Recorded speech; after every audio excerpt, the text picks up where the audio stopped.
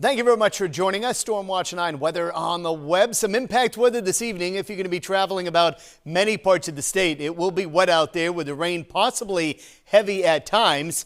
As a matter of fact, enough rain may fall to result in some road ponding in some areas for the next few hours into the mid to late evening. Gusty winds not out of the question in a few spots, maybe a few gusts over 25 or 30 miles per hour in non-severe storms, but you will notice earlier this evening, some lightning strikes here and some wind gusts about 30 to 40 miles per hour based on our Doppler radar estimates, and that just means it will be stormy in many spots through the course of the evening. Jumping ahead in the timeline, by 7:30 or 8 o'clock, the back edge of the heaviest of the rain lifting through central New Hampshire, so that by 9 or 10 o'clock tonight, a lot of that heavy rain is gone. Some areas could pick up well over an inch to an inch and a half of beneficial rain. Of course, it does come with a bit of a price in terms of some lightning strikes and some low visibility and some road ponding in a few areas. Early tomorrow morning, some leftover showers, mostly central and north, but widely scattered, mainly cloudy elsewhere with a few bright spots here or there.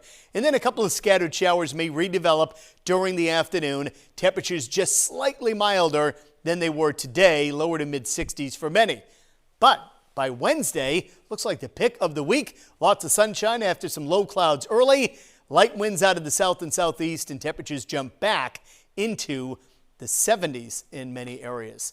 For tonight, not a big temperature fall, upper 40s north, 50s on south, and during the day tomorrow, we'll have readings in the upper 50s to around 60 north and lower to mid 60s in many other parts of the state. Here is that milder temperature pattern for your Wednesday. Upper 60s north, near 70 at the coast, lower possibly a couple of mid 70s elsewhere in the state.